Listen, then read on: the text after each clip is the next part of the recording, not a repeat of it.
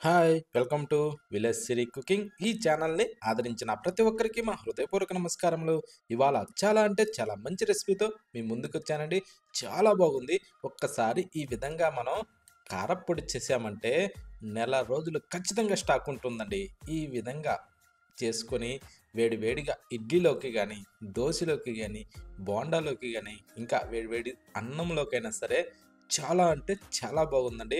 ఒక్కసారి ఈ విధంగా చేసి చూడండి. ఎలా చేయాలో మన కిచెన్‌లోకెళ్దాం. ముందుగా మనం పచ్చి మిరపకాయలు తీసుకోవాలండి. ఇలా మంచి గ్రీన్‌గా ఉండే కాయలు తీసుకుంటే టేస్ట్ ఉంటుందండి. చాలా బాగుంది.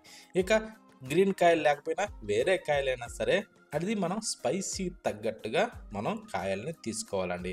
నేను ఈ గ్రీన్ కాయలు ఏందంటే దాదాపు ఒక 20, 24 దాకా తీసుకున్నాను. కొంచెం ఎక్కువ తక్కువైనా సరే పర్వాలేదండి. ఓకేనా? ఇప్పుడు ఈ విధంగా వీటిని మనం ఫస్టే ముందుగా శుభ్రంగా కడిగి వాటిని తుడిచి ఆరబెట్టి ఆ తర్వాత తీసుకొని తొడయాలు ఒలుచుకునేసి ఈ టైప్‌లో మనం కట్ చేసుకోవాలండి. ఇలా పొడవుగా చీరి మధ్యలోకి ఒక్కసారి అలా కట్ చేస్తే సరిపోతుందండి. ఈ టైప్‌లో ప్రతి ఒక్క మిరపకాయను కూడా సేమ్ అదే విధంగానే ఇలా చీరి మధ్యలోకి కట్ చేసి పక్కన పెట్టేసుకోవాలి. ఆ టైప్‌లోనే అన్నిటిని కట్ చేసుకోవాలి. ఇవి కూడా స్పైసీ ఉండేది మనకి ఎలా తెలుస్తుందంటే, ఒక్కొక్క మిరపకాయని బట్టే మనకి తెలుస్తుందండి. కొన్ని మిరపకాయల్లో గింజ ఎక్కువగా ఉంటుంది చూడండి. అలాంటి మిరపకాయల్లో కొంచెం స్పైసీ ఎక్కువ ఉంటుందండి. కొంచెం గింజ తక్కువగా ఉంటుంది చూడండి. దాంట్లో కొంచెం స్పైసీ తక్కువగా ఉంటుందండి. ఓకేనా? అలా సింపుల్‌గా మనం తెలుసుకోవచ్చు. అంటే ఇది ఎక్కువ శాతం స్పైసీ ఉన్నదా? తగ్గి ఉన్నదా? అన్నది. ఓకేనా? ఆ టైప్‌లో మనం మిరపకాయలను తీసుకోవాలి. చూడండి తీసుకునేసి ఈ టైప్‌లో కట్ చేసి ఒక ప్లేట్‌లో అయితే వేసి పెట్టుకోవాలి. కాకపోతే నెమ్ము తగలకుండా చూసుకోండి. ఇప్పుడు పక్కన పెట్టి స్టవ్ మీద ఒక ప్యాన్ అయితే పెట్టుకునేసి దాంట్లో ఒక చిన్న కప్పు తినే శనగలు వేసుకోవాలండి. అంటే మనం పుట్నాలు అంటారు కదా! చట్నీలో వాడతారు. ఆ శనగల్ని వేసుకునేసి వాటిని మనం ఇలా ఫ్రై చేసుకోవాలండి. బాగా అంటే మంచి ఎర్రగా వచ్చే విధంగా మనం వీటిని ఫ్రై చేసుకోవాలి. ఇవి కొంచెం యెల్లో కలర్‌లో ఉంటాయి కాబట్టి ఇవి ఈ టైప్‌లో మనకి ఎర్రగా రావాలండి. కాకపోతే మాడకుండా మనం చూసుకోవాలి. చూడండి ఈ టైప్‌లో ఎర్రడాలుగా వేగాలి. ఇలా వేగిన వాటిని తీసి ఒక ప్లేట్‌లో అయితే వేసుకుందామండి. ఓకేనా? ఇవన్నీ తీసి ఆ ప్లేట్‌లో వేసిన తర్వాత మళ్ళీ అదే సేమ్ ప్యాన్‌లో ఇప్పుడు వేరుశెనగపప్పులు ఒక చిన్న కప్పు తీసుకొని, ధనియాలు ఒక టేబుల్ స్పూన్ వరకు తీసుకునేసి దాన్ని ఇలా కలుపుతూ కొంచెం వేగనిచ్చుకోవాలి. వీటిని కూడా మనం బాగా ఎరడాలుగా వేగిన తర్వాత ఇప్పుడు మనం ఏం చేద్దామంటే దీంట్లో మరికొన్ని వచ్చేసి జీలకర్ర వేసుకుందామండి. అది ఒక టేబుల్ స్పూన్ వరకు వేసుకుందాం. ఇది కూడా చాలా వరకు మంచిదండి.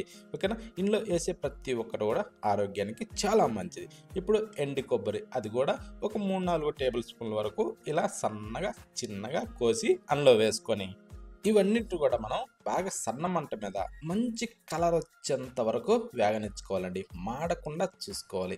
ఇలా మంచి కలర్ మీద రంగు మీదగా ఉంటే ఆ కారప్పొడి టేస్ట్ ఉంటుందండి. చాలా అంటే చాలా బాగుంటుంది. ఓకేనా? మనం ఇవి ఫ్రై చేసేదాన్ని బట్టి ఆ టేస్ట్ వస్తుంది. ఇప్పుడు అవన్నీ తీసినాక అదే ప్యాన్‌లో మరొక టేబుల్ స్పూన్ ఆయిల్ వేసుకునేసి ఇప్పుడు కట్ చేసిన పచ్చి మిరపకాయలని దాంట్లో వేసేసుకోవాలి. వేసిన తర్వాత వీటిని కూడా కాస్త అలా ఆయిల్‌లో కలుపుకునేసి ఇప్పుడు మీదకించి మనం ఏం చేద్దామంటే కొంచెం కరివేపాకు వేసుకుందామండి. దాదాపు ఒక పిడికిడి వరకు వేసుకోవచ్చండి ఇబ్బంది లేదు.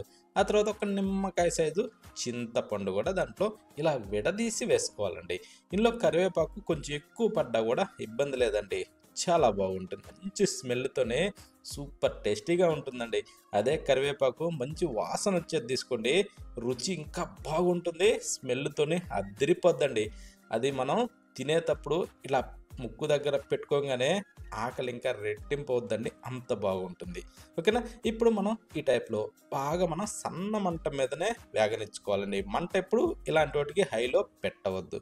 ఈ టైప్‌లో సన్న మంట మీద ప్రతి ఒక్క పీస్ కూడా ఇలా వేగేటట్టు మనం వేగనిచ్చుకోవాలి.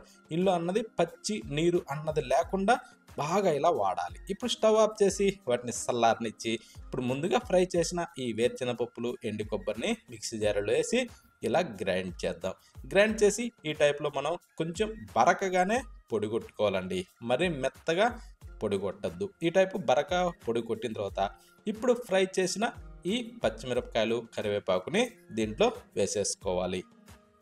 ఈ పచ్చిమిరపకాయల్ని మనం ఎంత జాగ్రత్తగా చేస్తామో ఇది అన్ని రోజులు స్టోరేజ్ ఉంటుందండి. ఓకేనా? ముందుగానే మనం శుభ్రంగా కడిగి వాటిని బాగా ఆరనిచ్చి అప్పుడు కట్ చేసి ఇలా బాగా పచ్చి లేకుండా ఫ్రై చేసుకోవాలి. ఇలా ఫ్రై చేసిన వాటిని దీంట్లో వేశాక రుచికి సరిపడా సాల్టు, కొంచెం ఇంగువ, చిటికెడు చాలండి, ఎక్కువ వద్దు. ఇప్పుడు పావు టేబుల్ స్పూన్ వచ్చేసి పసుపు కూడా వేసి ఇప్పుడు దీన్ని కూడా కాస్త గ్రైండ్ చేసి ఈ టైప్‌లో పొడి కొడదాం. ఇలా పొడి కొట్టిన తర్వాత ఇప్పుడు ఈ టైప్‌లో వచ్చింది కదండీ! ఇప్పుడు దీంట్లో ఏం చేద్దామంటే మళ్ళీ ఫ్రై చేసిన ఈ శనగల్ని దాంట్లో వేసుకుందాం. అంటే తినే శనగలు ఫస్టే ఫ్రై చేసాం కదా! ఆ శనగల్ని దీంట్లో వేసుకునేసి ఇలా మనం బాగా మిక్స్ చేసుకోవాలి. ఇలా కలిపిన తర్వాత మళ్ళీ గ్రైండ్ చేయాలండి. గ్రైండ్ చేసి ఈ టైప్‌లో వస్తుందండి. ఓకేనా? ఇప్పుడు అందులో ఉన్న నెమ్ము మొత్తం ఈ శనగలు పీల్చేసాయి కదండీ! ఓకేనా? ఈ టైపు వచ్చాక ఇప్పుడు వెల్లుల్లి అదొక గడ్డ, 2 గడ్డలైనా ఏసుకోవచ్చండి ఇలా విడదీసి. వచ్చే నష్టం ఏం లేదు. ఇంకా చాలా మంచిదండి. మంచి స్మెల్ వస్తది. ఓకేనా? ఈ టైప్‌లో కొంచెం అలా కలుపుకునేసి ఇప్పుడు పొడి కొట్టుకుందాం. అది కూడా బరకగానే ఉండాలండి. మరి మెత్తగా పొడి కాకూడదు. ఈ టైప్‌లో వచ్చాక ఇప్పుడు చూడండి ఆ స్మెల్ ఉంది. ఎంత బాగుంది తెలుసా? ఇప్పుడు దీన్ని సర్వ్ చేసుకొని నువ్వు ఇడ్లీలోకైనా సరే, దోసలోకైనా సరే, బోండాలకైనా సరే, వేడి వేడి అన్నంలోకైనా సరే తిని చూడండి. ఎంత బాగుందంటే అంత బాగుందండి. అందుకనే ప్రతి ఒక్కరు ఖచ్చితంగా దీన్ని ట్రై చేసి చూడండి. మంచి స్మెల్‌తోనే సూపర్ టేస్టీగా ఉండే కారప్పొడండి. చాలా అంటే చాలా బాగుంది.